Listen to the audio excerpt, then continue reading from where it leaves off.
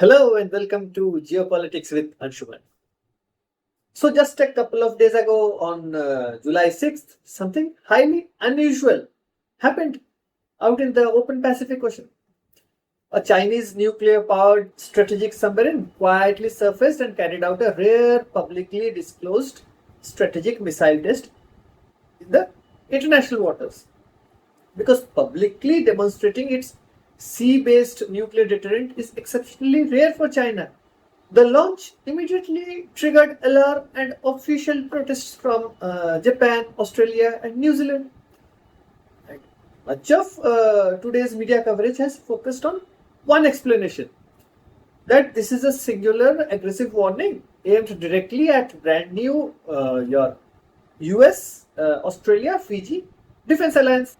Now, the timing also came just 2 days after the United States marked the 250th anniversary of its independence, a moment of enormous significance, symbolic significance in American strategic messaging.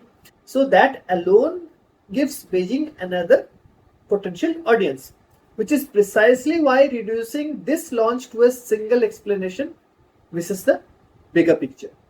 Major military signals are often designed to speak to multiple audiences at the same time. But while everyone is parsing the signals sent to Washington, another critical layer overlaps with a massive maritime move India executed just 48 hours before the launch. Now look, the timing alone doesn't prove a direct connection, but when you combine it with three separate quiet developments, it becomes very difficult to ignore. While the world is staring at the big flash in the Pacific, an underreported piece of the puzzle is actually unfolding right in our own backyard. There are three developments that, taken together, suggest the launch may have served additional strategic purposes beyond explanations dominating today's headlines. Specifically, they point to a quiet, invisible underwater fence India is building across its most critical trade lanes, meaning New Delhi's recent naval and procurement moves might be heavily underappreciated part of this broader strategic picture. Now let's look at the data that hasn't featured prominently in most coverage and see how it changes how we interpret the story. Let's start with the clue number one. Basic geographical misdirection. Much of the early analysis has focused on Beijing signaling strength in the South Pacific. But think about it from a naval planner's perspective. You don't typically compromise decades of operational discretion surrounding your sea-based nuclear deterrent just to make a political statement. You do it when your primary operational routes could be coming under greater strategic scrutiny. On the exact same day as this missile test, China and Russia officially kicked off their joint Sea 2026 naval exercises, assembling a massive surface fleet off Qingdao, the Chinese coast.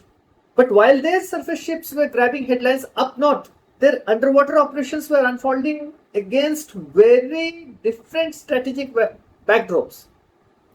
Right as that Pacific test was being prepared, India's Eastern Naval Command wrapped up a highly strategic forward deployment.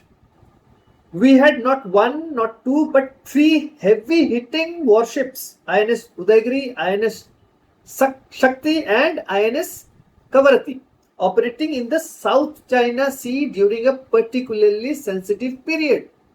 So, one possible explanation is that the launch served multiple purposes simultaneously, including strategic signaling to distant audiences while also redirecting attention from developments closer to China's regional maritime environment. So this brings us to the clue number two, and this one is buried inside a fresh rupees 52,000 crore defense package cleared by India's Defense Acquisition Council just few days ago. Now, the Daily News treated this just another routine military budget update, but the composition of that package tells a deeper strategic story. India is heavily investing in two massive areas. First is the multi-influence ground mines and fixed wing high altitude pseudo satellites or HAPS. Now, what actually translates on the map? For China to project naval power into the Indian Ocean, its submarines have to sneak through incredibly narrow choke points like the Malacca Strait and the Sunda Strait. These are the two straits they have to pass through. Historically, they have tried to slip through these channels deep underwater to avoid detection. But India's new strategy has the potential to shift the balance. What did India do? India, instead of spending billions hunting for hidden submarines across the open ocean, these new spark mines sit silently on the seabed. They featured advanced multi-influence sensor arrays that pick up everything from magnetic anomalies and pressure changes to the precise acoustic signature of an adversary's hull. So when you combine that with HAPS drones monitoring the surface from stratosphere for months at a time, sneaking through unnoticed becomes exceptionally difficult. So these capabilities have the potential to make operations through the Eastern Indian Ocean progressively riskier for the People's Liberation Army Navy as they enter service. So now we come to the clue number 3, and it lies in the choice of the test location itself.